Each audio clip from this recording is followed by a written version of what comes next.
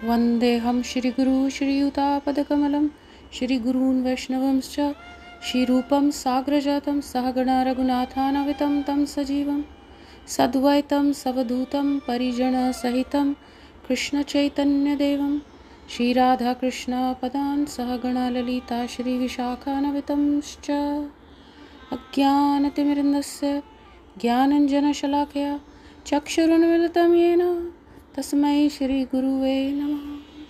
नमो विष्णुपदाय राधिकाय प्रियात्मने श्रीमद्भक्तिवेदान्ता नारायणीति नामिने। नमो विष्णुपदाय कृष्णपृष्ठाय भूतले श्रीमते भक्तिवेदान्ता स्वामिनीति नामिने। श्रीचैतन्यमनोभीष्टं स्थापितं येन भूतले स्वयं रूपा कदा मह्यं ददाति स्वपदान्तिकम्। जय श्री कृष्ण चैतन्य प्रभु नित्यानंद श्री अद्वैत गदाधर श्रीवासादि श्री गौर भक्तवृंद। हरे कृष्ण कृष्ण कृष्ण हरे हरे, हरे राम राम राम हरे हरे। सर्वप्रथम मैं अपने दीक्षा गुरु नित्य लीला ओम विष्णुपाद परमहंसा परिव्रजकाचार्य स्तोत्र सच श्रीमद् भक्ति वेदांता श्री नारायण गोस्वामी महाराज जी के चरण कमलों में अनंत कोटि दंडवत प्रणाम अर्पण करती हूँ। तत्पश्चात अपने शिक्षा गुरु नित्य लीला ओम विष्णुपाद परमहंसा परिव्रजकाचार्य स्तोत्र सच श्रीमद् भक्ति वेदांता श्रीला स्वामी प्रभुपाद जी के चरण कमलों में अनंत कोटि दंडवत प्रणाम करती हूँ। और साथ ही साथ सभी वैष्णव, सभी साधु संत जिन्होंने मुझे समय समय पर शिक्षा दी, आगे बढ़ाया, उनके चरण कमलों में अनंत कोटि दंडवत प्रणाम करती हूँ। और आप सभी को यथा योग्य हृदय से प्रणाम करती हूँ। हरे कृष्णा सभी को, राधे राधे जी। आज का दिन बहुत ही विशेष है, आज की तिथि बहुत ही विशेष है, क्योंकि आप सब जानते ही हैं हमारे जो षट गोस्वामी हैं गौड़िया वैष्णव के, उनमें से एक प्रमुख गोस्वामी शील गोपाल भट्ट गोस्वामी जी आज के दिन ही अवतरित हुए थे। और आज के दिन ही उनका आविर्भाव तिथि है। तो इसी उपलक्ष्य में मुझे प्रेरणा हो रही थी कि मैं क्यों ना आप सभी के साथ कुछ थोड़ा सा उनके बारे में, उनकी जीवनी के बारे में या उनसे जुड़ी हुई जो लीलाएं हैं वो क्यों ना साझा करूं। देखिए, जब भी वैष्णवों की तिथि आती है, चाहे वह आविर्भाव तिथि हो या तिरोभाव तिथि हो, हमेशा हमें ये चेष्टा करनी चाहिए कि हम उनके बारे में बोलकर या श्रवण करके या उनकी महिमा का गुणगान करके हम उनको प्रसन्न कर सकें। हमें हमेशा अवसर ढूंढने चाहिए कि हम किस तरीके से इन महान वैष्णवों को इन महाभागवतों को कैसे प्रसन्न करें। क्योंकि भगवान को जब हम प्रसन्न करते हैं, वे इतने प्रसन्न करने की जो चेष्टा करते हैं, वे तब इतने प्रसन्नचित नहीं होते हैं, इतने खुश नहीं होते जितने तब खुश होते हैं जब हम उनके जो पार्षद हैं, जो उनके भेजे हुए संत हैं, उनकी सेवा करने में जुट जाते हैं या अवसर ढूंढते हैं कि किस प्रकार से हम उनको प्रसन्न करें, उनको प्लीज़ करें। तो आज ये बहुत अच्छा अवसर है हमारे लिए उनके बारे में चर्चा करने का, उनके बारे में श्रवण करने का, उनके बारे में कथा करने का, ताकि हम उनको, उनके हृदय को अपने बच्चों वाली भाषा में उनके हृदय को द्रवीभूत कर सकें या उनके बारे में, उनकी महिमा का गुणगान श्रवण करके हम उनको प्रसन्नचित कर सकें। ठीक है, इसीलिए आज इसी उपलक्ष्य में हम श्री गोपाल भट्ट गोस्वामी जी के बारे में थोड़ा सा चर्चा करते हैं। देखिए, एक गौर गणोदेश दीपिका करके जो ग्रंथ है, उसमें बहुत अच्छे से ये बताया है कि अनंग मंजरी या सीत साध्य गोपाल भट्ट कह भट्ट गोस्वामिनः केचित आहुः श्री गुण मंजरे। तो कहने का मतलब ये है कि श्री कृष्ण लीला के समय जो अनंग मंजरी है वही गुण मंजरी है, और वही अनंग मंजरी, वही गुण मंजरी गौर लीला की पुष्टि के लिए शील गोपाल भट्ट गोस्वामी के रूप में अवतरित हुई है। और कब अवतरित हुई है? आज के दिन में अवतरित हुई है। तो जो शील भट्ट गोस्वामी जी हैं, वे गौर लीला में शीलभट्ट गोस्वामी के नाम से कहलाए जा रहे हैं, परंतु कृष्ण लीला में ये इनका जो नित्य स्वरूप का नाम है वह अनंग मंजरी भी है और गुण मंजरी भी है। और ये बताया गया कि सन 1503 ईस्वी में ये दक्षिण भारत के श्रीरंग क्षेत्र में श्री वेंकट भट्ट के पुत्र के रूप में आविर्भूत हुए थे। तो ये एक ब्राह्मण कुल में पैदा हुए और दक्षिण क्षेत्र में श्रीरंगम के निकट ना जो कावेरी नदी है उसके किनारे में कहते हैं कि बेलगुंडी ग्राम में उनका निवास था। और ब्राह्मण कुल के तो थे ही, और जो वेंकट भट्ट गोस्वामी जी जो हैं वो बहुत अच्छे ब्राह्मण वैष्णव थे इनके पिताजी, परंतु वह श्री संप्रदाय से जुड़े हुए थे, चैतन्य महाप्रभु की धारा में नहीं थे। तो शील गोपाल भट्ट गोस्वामी जी के बारे में हम अभी जाने हैं गौर गणोदेश दीपिका के द्वारा कि वह एक मंजरी हैं। तो जो मंजरी हैं उसका मतलब ये है कि वह भगवान की नित्य स्वरूप में मंजरी है और वैसे वो उनके पार्षद हैं। तो जब भी इस दुनिया में भगवान के पार्षद जहाँ भी अवतरित होते हैं ना, वहाँ पर अगर भगवान हो तो ज़रूर उनका अभिनंदन करने के लिए या उनसे भेंट करने के लिए जाते हैं। तो इस महाप्रभु की लीला में भी महाप्रभु पहले से ही जानते थे कि जो उनका पार्षद है शील गोपाल भट्ट गोस्वामी व वेंकट गोस्वामी जी के घर में दक्षिण क्षेत्र में अवतरित हुआ है। और इसीलिए श्रीमन महाप्रभु वैसे भी पदयात्रा कर रहे थे, जगह जगह जाके लोगों को आत्माओं को ना कृष्ण प्रेम देना चाह रहे थे। और यहाँ पर गोपाल भट्ट भी गोस्वामी जी भी बालक के रूप में दक्षिण क्षेत्र में अवतरित हुए थे। तो इसीलिए महाप्रभु जी ने ये लीला करी, वे दक्षिण की ओर गए अपने पार्षद से भेंट करने के लिए ना। और जैसा कि मैंने भी कहा कि वह प्रचार तो कर ही रहे थे। तो अब जो श्रीमन महाप्रभु जी हैं वह तकरीबन 1510 की गर्मियों में पूरे दक्षिण भारत में पदयात्रा तो कर ही रहे थे। तो वह काफ़ी दिनों के बाद उसी दौरान श्रीरंगम नामक एक छोटे से शहर में वहाँ पहुँचे। और वहाँ का जो मंदिर है, जो रंगम क्षेत्र का जो मंदिर है वो बहुत ही प्रचलित है, बहुत ही मुख्य मंदिर है। बताया जाता है कि वे विष्णु जी का सबसे बड़ा मंदिर है। कहते हैं कि वहाँ के भगवान रंगनाथ के दर्शन करने के लिए तीर्थयात्री सैकड़ों मील दूर से आते हैं। उनके वहाँ पे बड़ा सुंदर सा विग्रह है और वहाँ पर भगवान विष्णु शेषनाग जी पर करवट लेकर लेटे हुए हैं। और वहाँ पर प्रवेश करने से पहले सबसे पहले जो रंगनाथ जी की जो पत्नी हैं लक्ष्मी जी के दर्शन वहाँ पे करने होते हैं। और उसके बाद उनकी अनुमति लेने के बाद उनके पति के आंतरिक कक्ष में जाने की अनुमति मिलती है। और उनके मंदिर के प्रांगण में एक बड़ा सुंदर भगवान विष्णु के पक्षी वाहक गरुड़ का भी वहाँ पर एक बड़ा विशाल मूर्ति है। वो इसीलिए वहाँ पे स्थापित की गई है कि जब भी भगवान विष्णु को कहीं भी यात्रा करने की इच्छा हो तो उनको प्रतीक्षा ना करनी पड़े, तो वे तुरंत उन पे बैठकर चले जाएं। तो अब वहीं पर जब महाप्रभु उस समय जब वह वहाँ पे मंदिर में गए तो वहीं पर उनकी जो भेंट है वह गोपाल भट्ट गोस्वामी जी के पिताजी वेंकट भट्ट से हुई और उनके अन्य जो दो भाई थे उनसे भी वह वहाँ पर मिले। अब क्योंकि वेंकट गोस्वामी जी एक ब्राह्मण वैष्णव थे, प्रामाणिक संप्रदाय जो कि श्री संप्रदाय से जुड़े हुए थे, वह भी समझ गए थे कि श्री चैतन्य महाप्रभु एक बहुत बड़े संत हैं।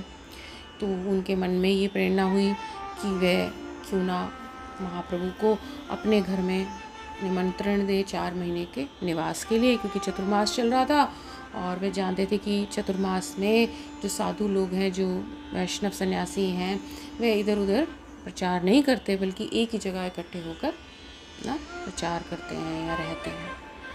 तो जब उन्होंने उनको निमंत्रण दिया तो महाप्रभु जी ने खुशी खुशी उस निमंत्रण को स्वीकार कर लिया और वे 4 महीने उनके घर में जाकर रुके।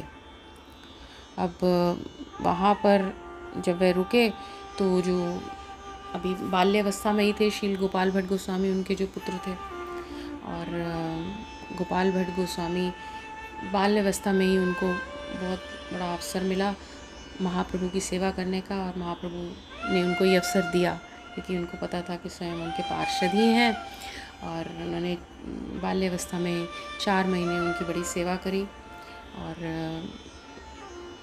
महाप्रभु ये भी जानते थे क्योंकि वे भगवान हैं, स्वयं राधा कृष्ण का स्वरूप हैं। वे अपने मन में जानते थे कि जो गोपाल भट्ट गोस्वामी जी के जो पिता हैं वे वेंकट गोस्वामी, उनके मन में थोड़ा अभिमान है। वे ये समझते हैं कि जो लक्ष्मी नारायण है वे श्री राधा कृष्ण से प्रधान हैं, तो उनका अभिमान भी उन्होंने दूर करा, उनको बड़े अच्छे से जनवाया कि किस तरीके से जो भगवान भगवती राधा कृष्ण जो हैं वह ही श्रेष्ठ हैं। और बहुत अच्छे से महाप्रभु ने उनको समझाया कि किस प्रकार से श्री कृष्ण ही अपने मधुरे रस में श्री नारायण से श्रेष्ठ हैं। और उन्होंने बताया कि किस प्रकार से तत्व में दोनों ही एक हैं, केवल रस का अंतर है। माधुर्य रस में जो कृष्ण है वही ऐश्वर्य रस में श्री नारायण है। माधुर्य रस में जो श्री राधिका जी हैं वही ऐश्वर्य रस में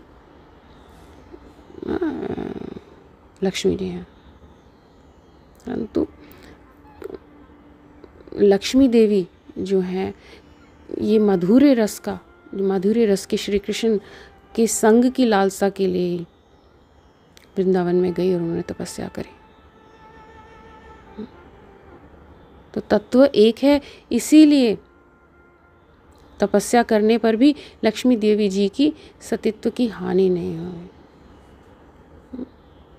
सिद्धांतस्तव भेदे अपि श्रीश कृष्ण रूपयो रसेनोत कृष्णयते कृष्ण रूपमेशा रसस्थितिः। तो श्री कृष्ण में अधिक रस होने के कारण ही लक्ष्मी देवी जी ने श्री कृष्ण का संग प्राप्त करने की लालसा से तपस्या की थी।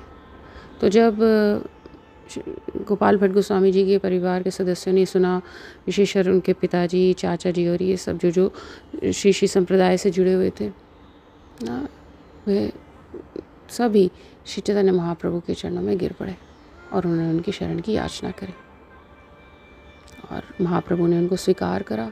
और इस तरीके से वे गौड़िया वैष्णव धारा से जुड़े और उन्हें श्री श्री संप्रदाय को छोड़ा। अब 4 महीने होने को थे, क्योंकि 4 महीने के लिए ही रुके थे महाप्रभु जी। अब उनका जाने का समय आ गया था। तो अब जब जिस दिन उन्होंने सोचा कि वह यहाँ से प्रस्थान करेंगे, अब दूसरे क्षेत्रों में जाएंगे, तो जो परिवार के सदस्य थे वो तो बहुत व्याकुल हो गए और विशेषकर गोपाल भट्ट गोस्वामी जी तो बेहोशी हो गए। तो जब चैतन्य महाप्रभु जी ने उनका विरह देखा ना, तो उन्होंने सोचा कि उचित नहीं होगा कि वह ना अभी यहाँ से प्रस्थान करें, तो इसीलिए उन्होंने वहाँ पे रुकने की सोची और कुछ दिन के लिए वे वहाँ पर रुके। और उसी दौरान क्या हुआ, गोपाल भट्ट गोस्वामी जी को स्वप्न आया। इनका स्वप्न श्री कृष्ण चैतन्य महाप्रभु का। उन्होंने दिखाया कि जो चैतन्य महाप्रभु हैं वही स्वयं कृष्ण हैं। एक बारी वे कृष्ण के रूप में दिखे और तुरंत ही उन्होंने वही कृष्ण का रूप जो वे दिखाया वह पुनः चैतन्य महाप्रभु के रूप में परिवर्तित हो गया था। और महाप्रभु जी ने स्वप्न में श्री गोपाल भट्ट जी को निर्देश भी दिया कि तुम आगे जाके मेरे 2 पार्षद हैं जो रत्न के समान हैं, शिलरूप गोस्वामी और सनातन गोस्वामी जी से तुम्हारी भेंट हो गई, तुम उनसे मिलोगे और वहाँ पे जाके तुम उनसे उनके अनुगत्य में ना सारी मेरी जो शिक्षाएं हैं वह लोगे और आगे जाके तुम और तुम्हारा शिष्य जो है हर शहर और हर गांव में मेरी शिक्षाओं को फैलाएगा। तो एकदम से जब उनका सपना जब टूटा तो वे खड़े हो गए और वे सीधे चैतन्य महाप्रभु की ओर भागे और उनसे उन्होंने बताया कि किस प्रकार से उनको सपना आया। महाप्रभु ने कहा कि हाँ, साक्षात मैं ही था। और अब वही कह रहे, उन्होंने उनको कहा कि मैं कब आपके साथ जुड़ सकता हूँ, क्या मैं आपके साथ चल सकता हूँ। तो महाप्रभु ने गोपाल भट्ट गोस्वामी को कहा, नहीं, अभी तुम बालक हो, अभी तुम छोटे हो। जब तुम्हारे माता पिता का देहांत हो जाएगा, जब वे शरीर छोड़ देंगे, उसके बाद में तुम वृंदावन आना, तभी सही समय रहेगा। तुम वृंदावन आओगे और रूप और सनातन से मिलोगे, मेरे पार्षदों से। तो उन्होंने उनकी आज्ञा का पालन करा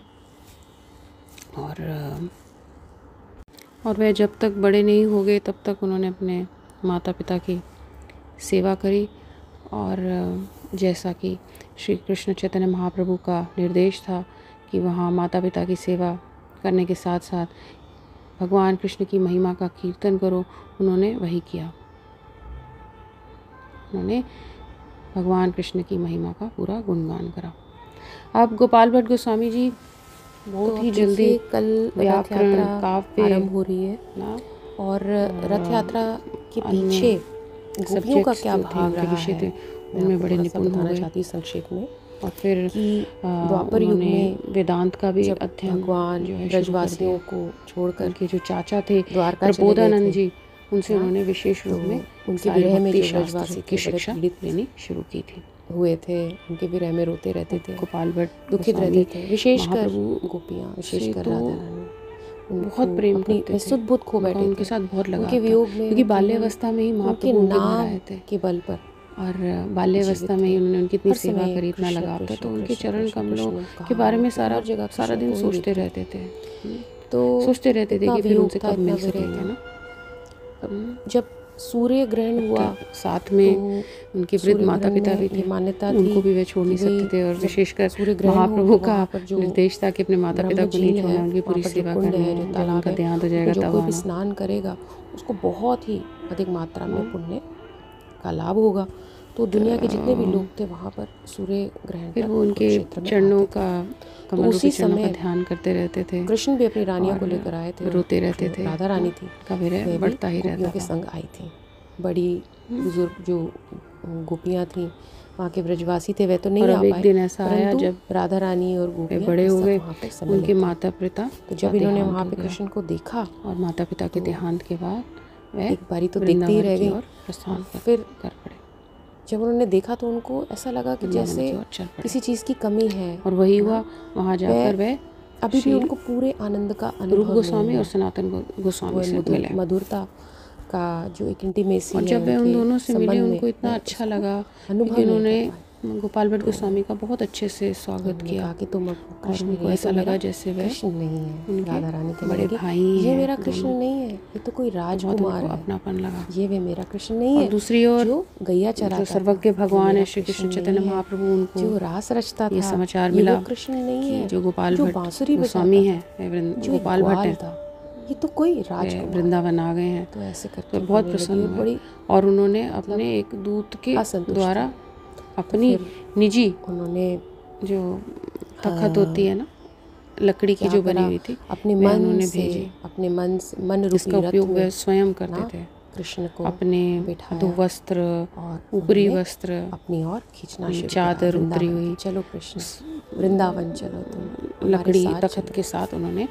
मैं वही गोपाल भट्ट जी के लिए देखना चाहती हूँ। जब गोपियाँ कहने लगी हम ये कृष्ण को भेंट देखना चाहते हैं, महाप्रभु के द्वारा हंसते थे, खेलते प्राप्त हुई थे, उठते थे, वृंदावन में, तो वो पाकर इतने परमानंद हो गए, इतने खुश हुए। उनको जब ये प्रसाद मिला, जैसे कोई समाधि में चला गया, उनकी उसकी वे पूजा किया करते थे प्रतिदिन। बलराम जी, सुभद्रा जी, सब लोग जैसे सब कुछ मिल गया होने लगे। और तो जो राज भी वे जो वस्त्र हैं समाधि की ना, राधा रमन मंदिर में पूजा जाते हैं। तो गोपियों का ये भाव रहा, उनके मन की गोपाल भट्ट गोस्वामी जी का भी सनातन गोस्वामी और रूप गोस्वामी जी की जैसे कोई एक निश्चित स्थान नहीं था। वे भी अलग अलग कुंजों में उनकी तरह रहते थे, रात भर शास्त्रों का अध्ययन करते थे वह स्वयं कृष्ण ही है और वह स्वयं विभिन्न नित्यानंद जी साहित्यों की स्वयं बलराम जी ही हैं। रचना करते थे। और अब चैतन्य महाप्रभु और जब श्री चैतन्य महाप्रभु अदृश्य हो अनुगत्य गए में उसके बाद गोपाल भट्ट जितने गोस्वामी भी को जो भक्त लोग हैं ये इस रथ बहुत यात्रा का कहते हैं कि गहरा उत्सव है वह बनाते हैं और विरह वह हुआ, जगन्नाथ बहुत बलदेव विलाप किया सुभद्रा करते मैया थे। को उनके विरह में जो कि बहुत रथ पे रोते जब थे। बैठते हैं, जब बाहर लोगों को अपनी अपने दया भक्त से को रोता कृपा करने देख के लिए भगवान रथ ने में बैठकर बाहर प्रभु निकलते हैं, उनके तो जो स्वप्न में आए भक्त लोग और हैं उनको निर्देश वे दिया भी कि यदि उन्हीं आप मेरे दर्शन भावों चाहते का हो ना उन्हीं तो भावों को वो नेपाल फॉलो की करते हैं यात्रा जो करो। चैतन्य महाप्रभु के अगर हैं। तुम वाकई मेरे क्या है दर्शन उनका चाहते गोपी हो भाव है। ना, तो तुम क्या इतना कर रो रहे रहे हो, तड़प रहे हो, जगन्नाथ जी तो तुम बलदेव एक काम सुभद्रा करो, मैया तुम को नेपाल की यात्रा द्वारका करो, से मैं तुम्हें वहाँ दर्शन कहाँ लेकर दूंगा। आ रहे हैं? तो वृंदावन। अब वृंदावन नेपाल क्या की ओर है? गोपाल भट्ट सुंदराचल। गोस्वामी जी सुंदराचल हैं क्या है? वह चल पड़े। गुंडीचा मंदिर। वहाँ जैसे पर कि मैंने बताया कि एक इसकी तुलना प्रसिद्ध वृंदावन काली से की गंडकी जाती है। नदी है जहाँ पर तो उन्होंने यही रथ स्नान किया यात्रा है जो कल आरंभ होने वाली है, जो 9 दिन की बताई और जाती है। वहाँ पर नदी में अपने एक जल दिन आने पात्र में को जाने में और 7 डुबाने दिन पर जगन्नाथ कहीं बलदेव सुभद्रा शालिग्राम गुंडीचा शिलाएं मंदिर मिली में रहते हैं, यानी कि और जब वृंदावन उन्होंने में उनका रहते हैं। और अपने इनका जो पात्र रथ में खींचा उनका जो जाता है वे प्रवेश भक्त लोग करते खींचते हैं। देखा वे तो बड़े आश्चर्यचकित हो गए। भक्त कौन है? भक्त है उन्होंने मगर वापस शिलाओं उनका को जो पानी में भाव है डाल दिया। वह तो श्री चैतन्य गोपाल भट्ट महाप्रभु के गोस्वामी जी को अनुगत्य में वह 12 गोपी भाव शालिग्राम होता है। शिलाओं और इसीलिए मिली और एक फिर दिन उन्होंने पहले दोबारा से फिर गुंडीचा उनके मंदिर पात्र में आ की गए। सफाई फिर उन्होंने उनको वगैरह रख की लिया जाती है। और फिर क्यों? उन शिलाओं क्योंकि की पूजा कृष्ण आ करते रहे थे। हैं, जहाँ भी जाते बलराम जी आ रहे ना हैं, उनको दाऊ उन जी आ शिलाओं रहे को अपने हैं कपड़े में बांध कर ले जाते ना। थे। वहाँ पर वृंदावन अपने में जो साथ साथ ले गोपियाँ हैं जाते वहाँ थे। पे वह तब एक दिन रथ की भी बात खींच है रहे हैं और कि एक वहाँ धनी की व्यक्ति सफाई भी हो रही वृंदावन है। में तो आया वो तो सफाई और तो उसने एक दिन गोपाल पहले भट्ट होती है गोस्वामी ना। जी को की शिलाओं इतना के लिए सुंदर कई प्रकार के ना वस्त्र सारे दिए, के सारे जो आभूषण भक्त हैं भेंट करे। उसको चमकाते हैं। गोस्वामी जी से बहुत प्रभावित होकर मैं उनका देखिए, मैंने दर्शन भी आपको करना चैतन्य चाहता था, महाप्रभु के बारे में कुछ कुछ सेवा भी करना चाहता थोड़ा सा था। परिचय दिया। तो अब उन्होंने कुछ चैतन्य मूल्यवान महाप्रभु जी वस्त्र और अपनी आभूषण जो के अंतिम रूप में लीला है वह भेंट करे। जगन्नाथपुरी में ही संपन्न करते हैं। तो और थोड़ा सा अब हम गुंडीचा अब मंदिर जब उन्होंने वो सारे मार्जन के उपहार बारे में देखे, बात वो वस्त्र करेंगे। देखे, आभूषण देखे, तो इनका चैतन्य मन बड़ा महाप्रभु रोया। इन्होंने कहा कि को भाई साथ मेरे में पास लेकर तो जो शालिग्राम है, कोई विग्रह तो है नहीं कि चैतन्य मैं उनका महाप्रभु श्रृंगार जो कर थे, सकूं, तो आप ये भगवान किसी और चैतन्य को ही दे दें। महाप्रभु वे हमें अपने आचरण के माध्यम से अपने हृदय को साफ करने की शिक्षा बहुत ज़्यादा देने के लिए वे इस बात शिक्षक को के लेके रूप में परेशान आए। भी थे, दुखित भी थे, क्योंकि ना, उनका मन भक्तों जो को था और वह उनको श्रृंगार करने का होता था, ऑफ कोर्स परंतु वो शिलाएं खुद ही थी कृष्ण है तो वे उनका और कैसे हम इतना सबको श्रृंगार सिखाने कर के लिए पाते। आए संत के रूप में कि कैसे खैर, भगवान से प्रेम उन्होंने किया काफ़ी जाए। सेठ जी और को साथ मना ही करा, साथ जो भक्त परंतु लोग हैं कैसे सेठ जी भी नहीं ना, माने। शुद्ध भक्त उन्होंने कहा बन नहीं सकें। नहीं, आप ये स्वीकार उनको कर ही शिक्षा लीजिए। देने के लिए आए तो थे। उन्होंने जितनी भी वो हृदय की पोशाकें सफाई, थी, आभूषण थे, जिसमें उन्होंने अपनी इतनी शिलाग्राम के आगे उन्होंने रख दी। गंदगी की जो परतें हैं वे जमी हुई हैं, जिस कारण हम भूले हुए हैं कि हम कौन हैं। हम प्रभु के दास हैं, हमारा क्या प्रभु से संबंध है वे सब भूले हुए हैं, जिस कारण से संसार में यहाँ पर सारे भक्त सारे जीव दुख भोग रहे हैं। तो श्री चैतन्य महाप्रभु इस संन्यास लेकर जगन्नाथपुरी में उन्होंने रहना शुरू किया, अपनी अंतिम लीला में भी और वैसे भी बीच में भी काफ़ी समय वे गए आए। नवद्वीप में उन्होंने लीला करी, लेकिन चैतन्य महाप्रभु की जो माता है वह भी यही चाहती थी कि वह जगन्नाथपुरी में रहें, ताकि उनको उनकी खबर मिलती रहे कि अब ना कि उनका जो पुत्र है वह ठीक जगन्नाथ में अगर रहने से उनको वहाँ पे सारा इन्फॉर्मेशन आती रहती थी, सब जानकारी मिलती रहती थी कि जो उनका बेटा है, जो गौरंग महाप्रभु है, जो चैतन्य महाप्रभु है, ठीक से रह रहे हैं। तो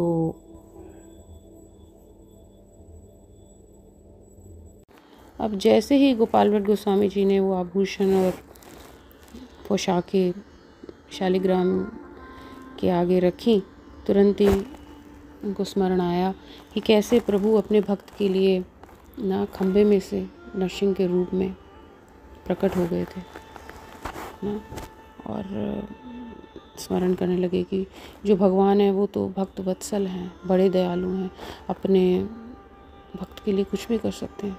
तो तुरंत ही उनसे अपने प्रभु से प्रार्थना करने लगे कि प्रभु आप तो सब भक्तों की इच्छाएं पूरा करते हैं, कि आप मेरी इच्छा पूरी नहीं कर सकते। मैं आपकी सेवा करना चाहता हूँ, आप तो इतने दयालु हैं कि आप एक रूप में नहीं प्रकट हो सकते, जिसके हाथ हों, जिसके पाँव हों, आनंद में मुस्कुराता हुआ चेहरा हो, कमल के समान नेत्र हों, अगर मेरा कोई विग्रह होता तो मैं उन्हें कपड़े पहना सकता, पोशाकें पहना सकता, आभूषण उसे सजा सकता। आप मेरी इस इच्छा को आप पूर्ण करें प्रभु।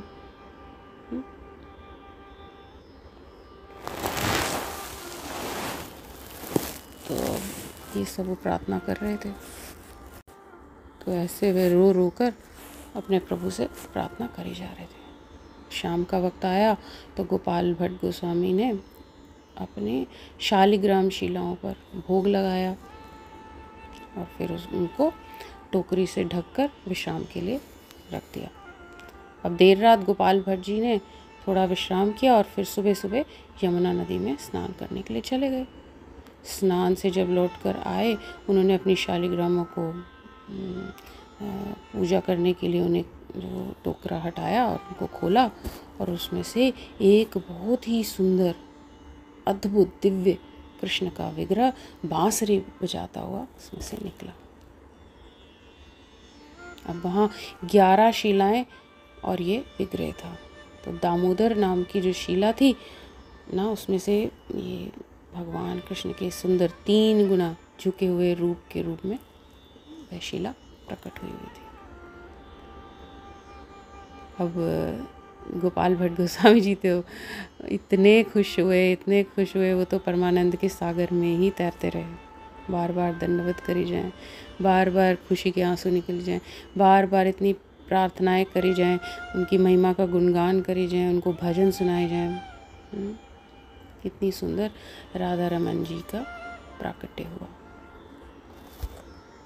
और ये राधा रमन जी का जो प्रकट्य हुआ, ये श्री नरसिंह चतुर्दशी के अगले दिन ही ये घटना हुई थी। और इसीलिए उसी दिन से ना, उसके अनुसार ही ये तिथि बनाई जाती है राधा रमन के प्रकट्य की।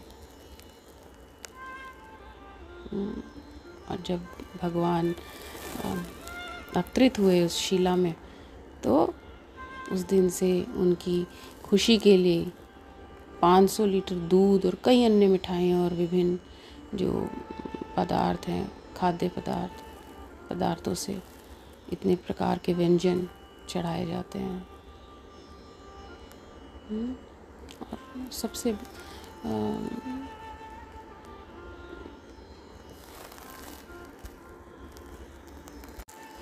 आज की डेट में सबसे सर्वोच्च मंदिर माना जाता है श्री राधा रमन जी का।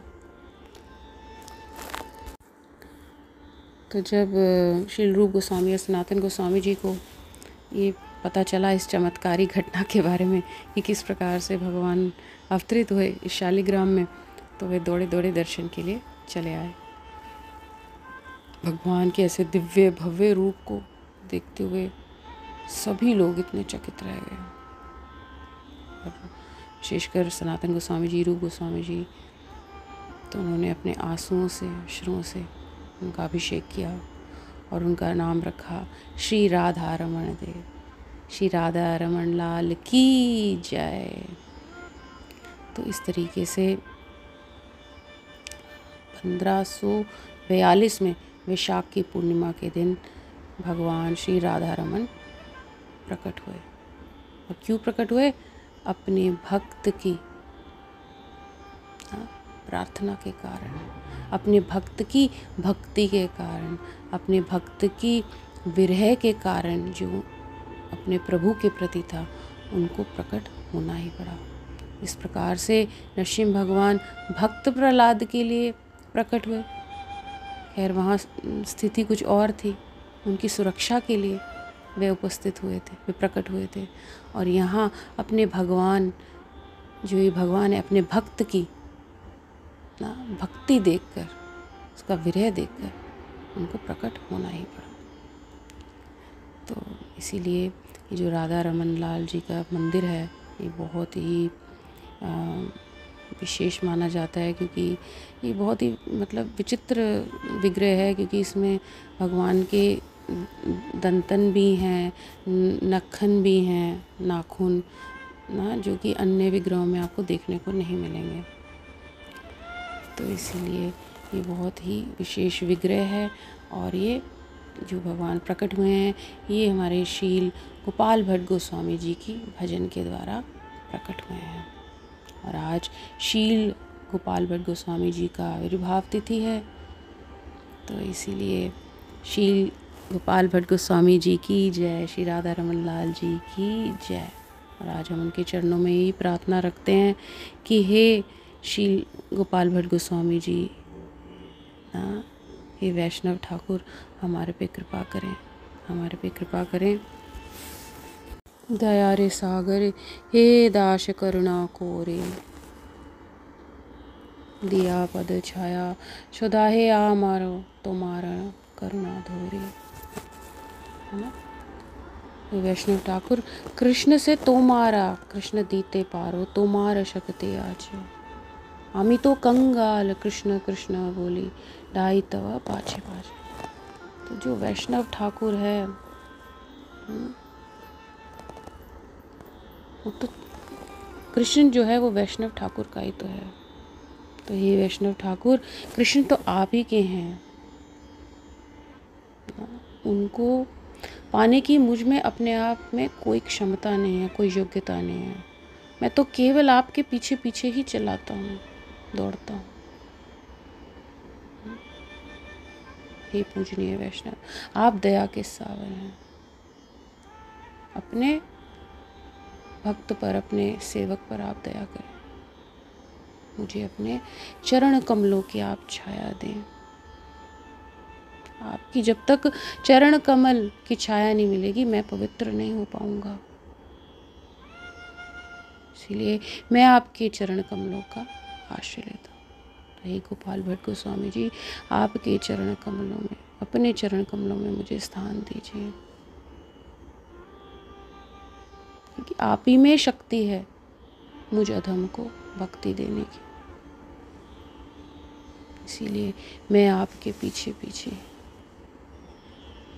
दौड़ रहा हूँ, पुकार रहा हूँ, आपकी कृपा के लिए, आपकी कृपा की याचना कर रहा हूँ।